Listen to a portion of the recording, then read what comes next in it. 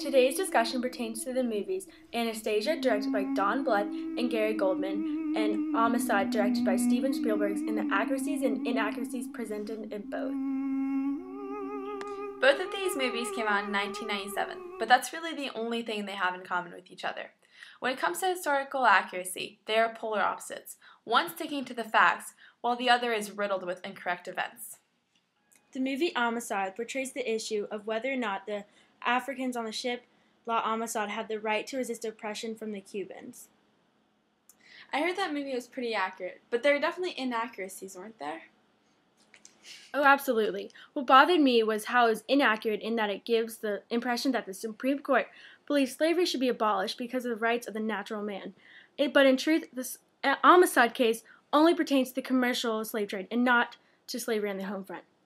Spielberg did a very good job on showing the audience how horrible the conditions on the Homicide were and how the slaves mutinied over these terrible conditions. Let's watch.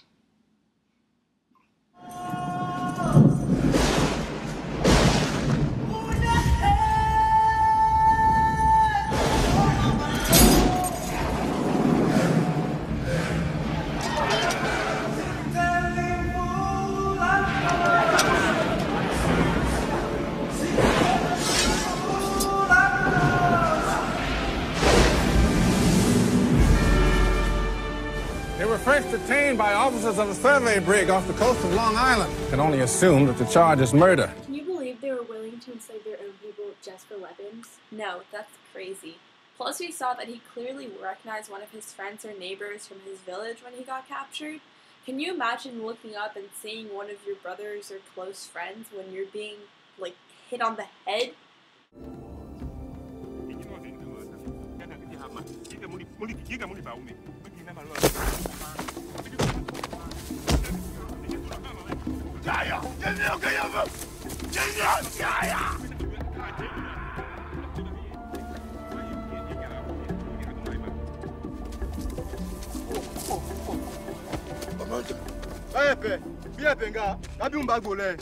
Oh, Babanja, belong à la paix.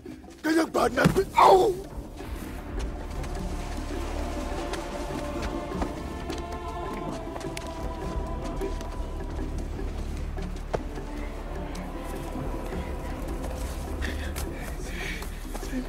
Same.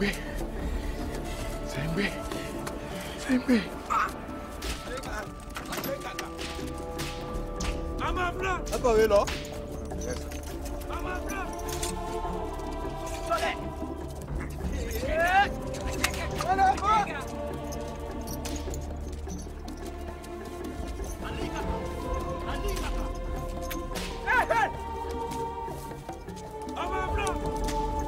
I would have to say that the most important thing Spielberg got right was his presentation of the slaves and the fact that the U.S. Supreme Court ruled that the Africans were enslaved illegally, and they had the right to be returned to Africa.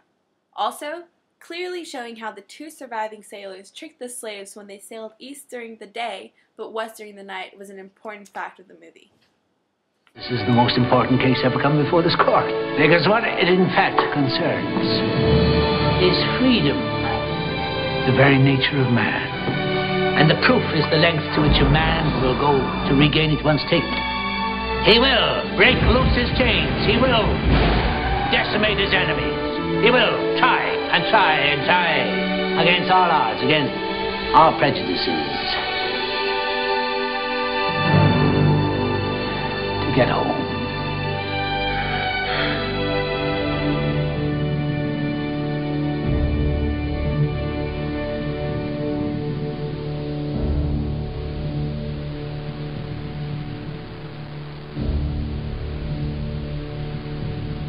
I agree. That was a really important part of the case, and the movie wouldn't have been as accurate if it wasn't so clearly shown.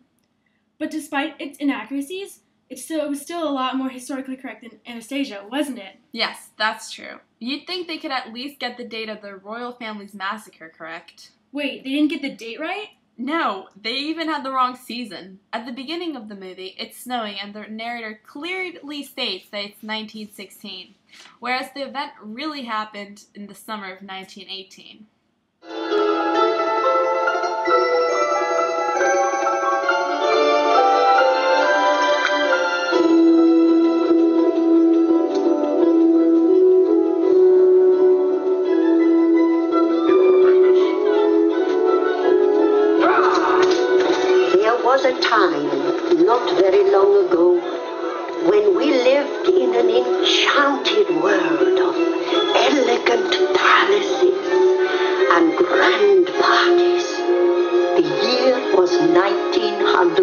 and 16. Wow, were there any accuracies at all? It can't have been all inaccurate. The thing was, every time an event seemed accurate, the directors would change it around before or after, which ended up making it seem completely wrong. For example, the grandmother did survive the Bolshevik police's attempt at destroying the Romanov family, but then they ruined that one accuracy by saying she went to Paris, when in reality she moved to England to stay with her sister for a while.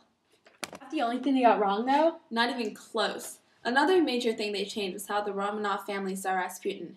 It's true the Russian population hated him, but he was the Tsar's religious advisor and adored by the Tsarina. In the movie, even the royal families pushed him away, calling him a traitor, when in reality no such thing ever occurred. The shadow had descended upon the house of the Romanovs. His name was Rasputin. We thought he was a holy man, but he was a fraud, power mad and dangerous. How dare you return to the palace? But I am your confidant. Confidant? Ha! You are a traitor! Get out! You think you can banish the great Rasputin? You'd think if directors wanted to make a movie based on a historical event, they'd at least get the main facts right. I completely agree with you. Why do you think they differed so much from actual events? Maybe because they wanted to enhance the plotline? That was probably a major part of it. I think the fact that Russia has never been very willing to talk about what happened made the directors decide to change things in the movie, enough so anyways that it wasn't too similar to real-life events anymore. That way no one would get upset. Well, at least it made for an interesting movie. That's true. It could have been worse. Both of these were really good movies. It just depends on whether you want a historically accurate movie or not. One more really inaccurate thing they had in the movie was the so-called reward offered up by Anastasia's grandmother to bring her back. Well, if it was so inaccurate, why would they have it in the movie? Well, I think it's mostly to enhance the plot so that there's actually a story to go with in the movie rather than just random inaccurate facts.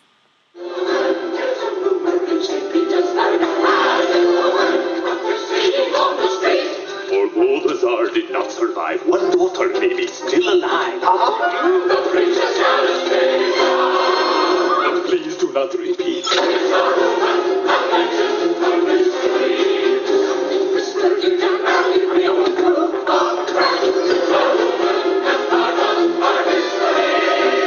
say her royal kind mamma will pay your royal son to someone who can bring the princess back. What actually happened in that scene? Well, they're clearly singing it, but they're saying there's a rumor in St. Petersburg, and they're talking about how one of the Tsar's daughters survived, or may have survived, and that the royal grandmama is offering up a royal fee for whoever can return her granddaughter. So they're pretty much just talking about the reward.